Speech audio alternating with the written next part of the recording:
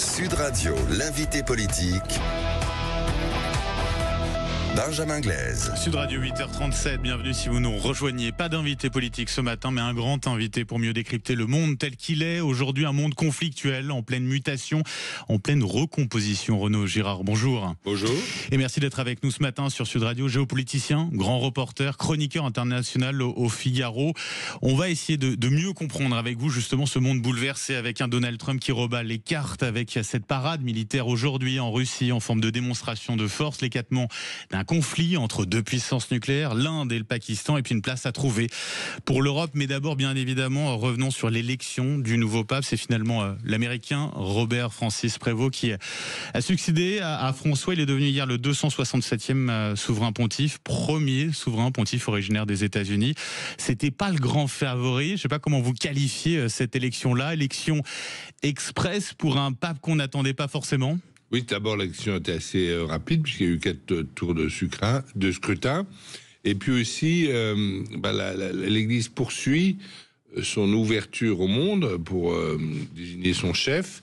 Donc, on a eu successivement un pape polonais, ensuite un pape allemand. Je crois qu'il n'y avait jamais eu de pape allemand avant Benoît XVI. Un pape d'Amérique latine. Donc, on pouvait attendre effectivement un pape africain ou un pape d'Amérique. Et là, c'est un pape d'Amérique du Nord. Il y avait un grand favori, personnalité assez importante en Afrique, qui est le cardinal Sarah, mais je pense un peu trop vieux aujourd'hui, puisqu'il a 80 ans. Donc, c'était pas une bonne idée de commencer un pontificat à l'âge de 80 ans. Mais c'est un choix très intéressant, et surtout que il est pris le nom de Léon XIV, c'est-à-dire il s'inscrit évidemment dans la tradition de Léon XIII, vous savez, l'encyclique Rerum Novarum, c'est-à-dire la doctrine sociale de l'Église. L'Église proche des ouvriers, l'Église proche des humbles. À la mort de François, vous écriviez dans le Figaro que le prochain pape allait devoir relever 2 défis majeurs. D'un côté, la bonne coexistence avec l'islam, de l'autre, la rechristianisation de l'ancienne Europe. Est-ce que Léon XIV est, selon vous, le bon profil pour mener à bien cette mission? Alors ça, on n'en sait rien, puisqu'on peut juger les grands chefs que sur leurs actes, pas sur des suppositions. On peut même pas parler de discours. Aujourd'hui, il a fait une sympathique, c'est un prêcheur, donc paix mes brebis, comme a dit Jésus dans l'évangile de Saint Jean à Saint-Pierre, paix mes brebis. Alors c'est ce qu'il a fait hier sur la place Saint-Pierre. Il a fait réciter à notre Père et à Je vous salue Marie à ses brebis. Il n'a pas encore fait de grands discours ni de grandes actions, donc effectivement on verra. Mais il y a un problème effectivement au sein du christianisme, qui est une religion quand même qui continue à croître à travers le monde, notamment à cause de l'Afrique et de l'Asie. Mais effectivement dans les vieux pays chrétiens, c'est-à-dire en Europe surtout et aussi un peu en Amérique, il y a de la déchristianisation. Il y a beaucoup d'enfants, par exemple, aujourd'hui en France, qui savent pas ce que c'est que la Pentecôte, quoi. Et donc, ils n'ont pas été au catéchisme, qui comprennent pas les racines. Or, les racines de la France, de l'Europe, sont évidemment chrétiennes. Et c'est un problème que nous avons, que notre jeunesse ne comprend pas, ne peut pas adhérer à ces racines culturelles, civilisationnelles. Donc, il y aura une sorte de tâche à la Jean-Paul II. Vous vous souvenez que Jean-Paul II avait dit « France, qu'as-tu fait de ton baptême ?» Et puis alors aussi... Les mots du pape François, on s'en souvient, n'étaient pas les mêmes. Il avait qualifié la France de grand-mère fatiguée de l'Église plutôt que sa fille aînée. C'était des mots très forts. Est-ce que là, il faut attendre un pape peut-être, ou espérer un pape moins méprisant à l'égard de l'Occident et de la France? Alors, le pape, effectivement, était décrit comme quasi caractériel aussi dans sa gestion de l'Église. Et il faut espérer un pape, je dirais, un peu plus doux, qui ne va pas traumatiser les structures de l'Église. L'Église, c'est quand même une structure extrêmement vieille, 2000 ans, et très importante aujourd'hui. Si vous gérez, vous êtes le chef d'une communauté de plus d'1,3 milliard personnes, 300 millions de personnes, c'est quand même énorme. Et on se souvient que le pape précédent avait été assez brutal, notamment par exemple avec un ordre charitable qui ne demandait rien, comme c'était l'ordre de Malte, je crois. Il avait carrément viré ou forcé à la démission le chef de l'ordre de Malte. Oui, il faut espérer un pape, je dirais, un manager plus tranquille, oui. Qui réconcilie d'une certaine manière le Nord, le Sud, l'Église aussi qui en a besoin sans doute après le pontificat du pape François. Oui, l'Église a besoin d'être confortée, d'être unie, mais ça, je pense qu'il a été élu pour ça. Proche des humbles, proche des pauvres, ça c'est la continuation. Et puis une troisième volet extrêmement important dont on a peu parlé, c'est évidemment le pape comme fauteur de paix, si vous voulez. La paix, c'est un mot qui est revenu beaucoup dans sa bouche. Énormément, oui. Voilà, de Léon XIV.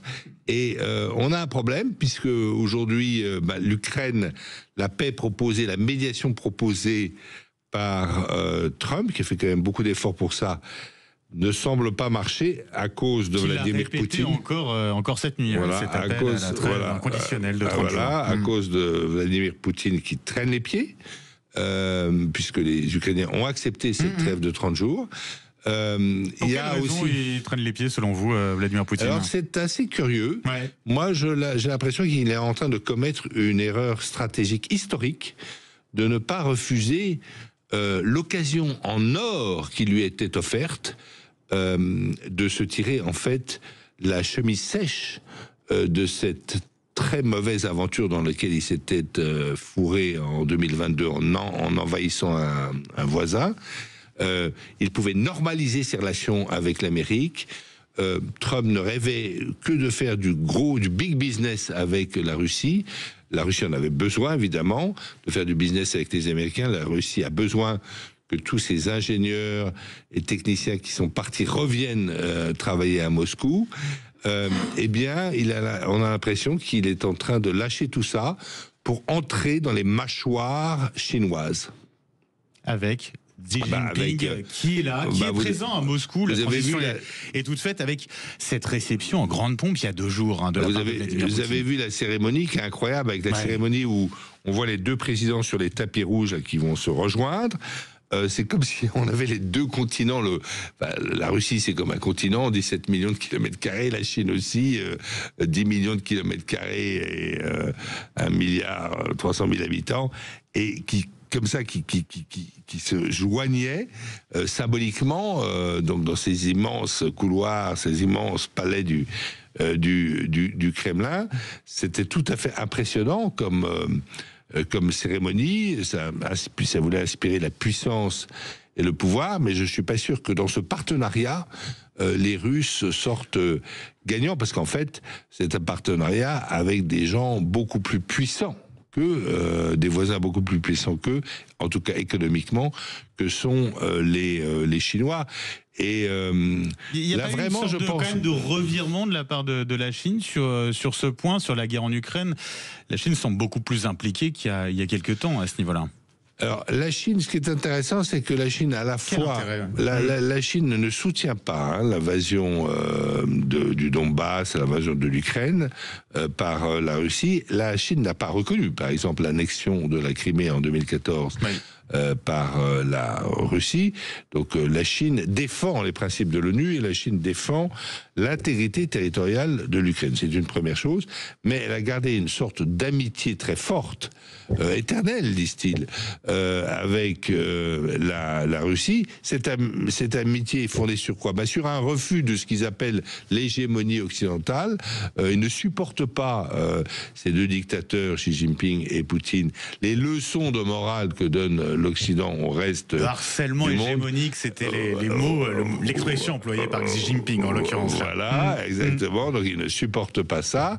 Les Chinois, ils prennent une sorte de revanche par rapport aux traités inégaux du 19e siècle, les guerres assez ignobles que d'ailleurs l'Occident, notamment les Anglais, leur ont infligé, comme la guerre de l'opium pour obliger les Chinois à importer de l'opium d'Inde. Donc ça, c'est une sorte de revanche de l'histoire, très patiente, mais une revanche de l'histoire, mais je ne suis pas du tout sûr que ce soit l'avantage de la Russie de Vladimir Poutine, parce que l'avantage de la Russie, c'est un pays quand même de culture occidentale. Et vous savez, les jeunes Russes, ils écoutent de la musique américaine, ils regardent des films américains, et donc et la technologie aussi, évidemment, les Chinois sont bons en technologie, mais les Russes, ils lisent l'anglais, ils apprennent l'anglais, ils utilisent la technologie américaine, et je pense qu'il y avait une occasion en or pour Poutine de saisir la main tendue des Américains, et qu'il ne l'a pas fait. Ça me semble être, et c'est ce que je dis aujourd'hui, une erreur stratégique. Et historique, c'est le mot que vous avez employé. Historique, absolument. Est-ce que c'est pas une question de point de vue? Est-ce qu'on pourrait pas se dire, à contrario, qu'il y a une erreur de la part de Donald Trump, finalement, en pariant sur la division entre la Chine et la Russie, qui sont finalement... Alors, il y avait ce rêve un petit peu, je le dis, de business entre les États-Unis et la Russie, et puis sans doute un rêve de la part non exprimé de la part de Trump, d'avoir une sorte d'alliance au nord du 45e parallèle, à tous les hémisphères nord et extrême nord, des puissances blanches chrétiennes, et dans lequel évidemment on prend le Groenland, le Canada et tout ça, et on fait le tour du 45e parallèle, de tout ce qui est au nord, là, du cercle, et on a une sorte de grande alliance, mais Poutine n'a pas saisi cette main. Pourquoi il n'a pas saisi cette main? Parce que il sait quand même, il se méfie, et c'est un peu normal. Il sait qu'avec Xi Jinping, il a une alliance qui va durer assez longtemps, alors que il sait qu'aux États-Unis, le pouvoir change tous les 4 ans. Et il y a un autre allié de la Russie, qui s'appelle l'Iran, qui est bien placé pour le savoir, puisqu'ils avaient fait un accord nucléaire qui avait été négocié pendant très longtemps, signé par les Américains, c'était Obama, Kerry, c'était en 2015, l'accord nucléaire de Vienne, et que à peine Trump venu au pouvoir, il avait énoncé tout le travail diplomatique de l'administration précédente. Donc effectivement, il y a cette méfiance, et il y a cette alliance des régimes forts, des autocraties, qui a été montrée en majesté à Moscou, et qui est montrée aujourd'hui en majesté à Moscou avec cette visite de Xi Jinping de 4 jours à Moscou, c'est quand même très long, et avec une visite retour de Poutine à Pékin qui est prévue, je crois, début septembre.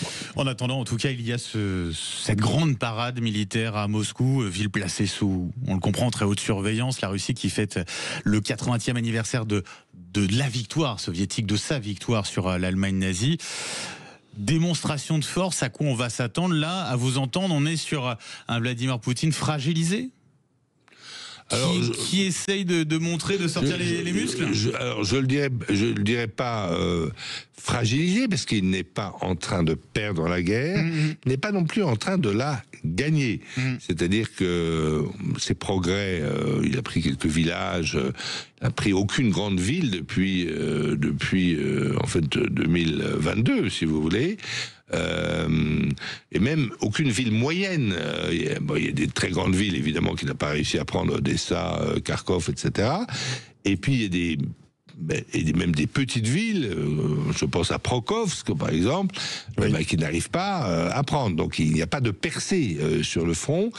Par ailleurs, en mer Noire, eh bien, grâce à l'ingéniosité des Ukrainiens et leur maîtrise des drones navals, qui sont une arme nouvelle, eh bien, les Russes ont perdu le contrôle de toute la moitié occidentale de la mer Noire.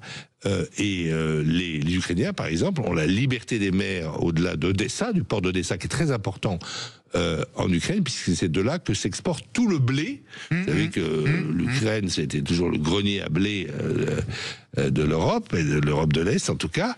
Et donc les Ukrainiens peuvent continuer à exporter leur blé. Donc quel message il va envoyer là, Vladimir Poutine, tout à l'heure? Eh bien, c'est très intéressant. Et quel message Alors, ceux qui pourraient faire, notamment après sa conversation avec Xi Jinping, peut-être que Xi Jinping lui a dit, là, tu sais, tu devrais peut-être saisir l'occasion de faire la paix, puisque les Chinois sont contre la guerre. Les Chinois, ils aiment le business. Ils n'aiment pas la guerre. C'est pas un peuple, c'est un peuple de commerçants. Alors, est-ce que, j'ai quelques doutes, est-ce que il pourrait faire une offre comme ça, justement de prolongation de la trêve? Ça relancerait l'effort diplomatique américain, c'est-à-dire d'accepter cette offre de Trump, de dire bon, après ces 3 jours de trêve pour l'anniversaire de la victoire, on va accepter un cessez-le-feu de 30 jours, cessez-le-feu qui a déjà été accepté par les Ukrainiens il y a 2 mois à peu près. Alors ça serait effectivement une nouvelle formidable, avec le pape qui s'ajouterait à ça, qui ferait peut-être un message de paix, des efforts. Ça, c'est le scénario idéal. Maintenant, on va voir si la guerre reprend, si les bombardements reprennent. Si l'Europe existe, l'Union européenne. L'Union européenne, pour le moment, elle peut pas faire grand-chose. Elle n'est pas à la manœuvre. Trump, dans un message hier, on a parlé, c'est-à-dire que Trump la ramène dans la négociation, il veut la ramener, dit que c'est important. Ça, c'est important. Mais aujourd'hui, c'est pas l'Europe qui est à la manœuvre. Aujourd'hui, il y a une vraie tentative américaine de médiation. Trump se lasse. Trump a dit clairement que Poutine traînait les pieds, et même il a été plus loin. Il a dit qu'il se demandait si Poutine ne le baladait pas. Donc c'est une phrase assez forte. Et quand il a annoncé l'augmentation du budget des militaires des États-Unis l'autre jour, il a dit, pour nous protéger de la Chine dans le Pacifique, de l'expansionnisme chinois, notamment maritime dans le Pacifique, et des Russes sur le front ukrainien. Donc les Russes sont redevenus une sorte d'adversaire un peu des Américains dans ce langage. Et voilà. Donc vraiment, la question que je me pose, c'est est-ce que Poutine n'est pas en train de rater une occasion en or? Renaud Girard, je rappelle pour nos auditeurs sur Sud Radio, géopoliticien, grand reporter, chroniqueur international au Figaro. L'actualité, c'est aussi cette montée des tensions entre le Pakistan et l'Inde, 2 puissances nucléaires. C'est important de le rappeler. Est-ce qu'il faut craindre une escalade? Une escalade qui se poursuit sur un dossier qui date depuis 1947, c'est le partage du Cachemire. Depuis le départ des Indiens. C'est un peu à désordre qu'ont laissé les Indiens en partant. C'est-à-dire que chaque État a décidé s'il rejoignait l'Inde ou le Pakistan. C'était la partition, n'est-ce pas, du Raj britannique, de l'Empire indien britannique.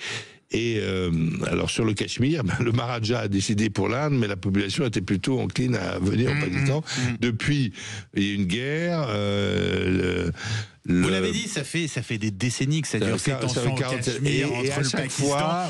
Et chaque fois, c'est le même scénario. Il y a un commando terroriste qui arrive et qui tue des gens à Bombay, ou qui tue des gens, là, c'était dans le Cachemire, des touristes dans le Cachemire. C'est très joli. Moi, je suis allé plusieurs fois au Cachemire, j'ai couvert ces affrontements autour de ce qu'on appelle la ligne de contrôle qui avait été imposée par l'ONU. Et donc, effectivement, là, en plus, vous avez un premier ministre assez nationaliste qui s'appelle Modi, donc il n'allait pas laisser cette attaque terroriste impunie. Les Indiens disent que ces terroristes sont aidés et financés par le service secret pakistanais qui s'appelle l'ISI. Et évidemment, les Pakistanais démentent. Mais il y a eu des bombardements dans ce qu'on appelle le Cachemire, la zone administrée par le Pakistan du Cachemire, de l'aviation indienne. Il y a même, on dit, au moins un avion indien qui aurait été même un Rafale qui aurait été abattu. Ce serait la première fois qu'un avion de combat de fabrication française est abattu. Dit-on avec un missile de fabrication chinoise, on verra. Je ne sais pas. Alors, je pense qu'il va y avoir une enquête. Pourquoi les contre-mesures? Quelles contre-mesures avait avec le Rafale, pourquoi elles n'ont pas fonctionné. Enfin, ça sera très intéressant de voir l'enquête sur cet avion abattu. Donc c'est une affaire assez sérieuse, d'autant plus que, comme vous l'avez dit, ce sont deux puissances dotées de la bombe atomique. Pour dissuader normalement. Voilà, oui, mais lors de la dernière, il y avait eu ce qu'on appelait la guerre des glaciers. Il avait fallu l'intervention de la diplomatie américaine pour y mettre fin. Et on a su plus tard que le chef d'état-major de l'armée indienne avait très sérieusement envisagé l'usage de l'arme atomique.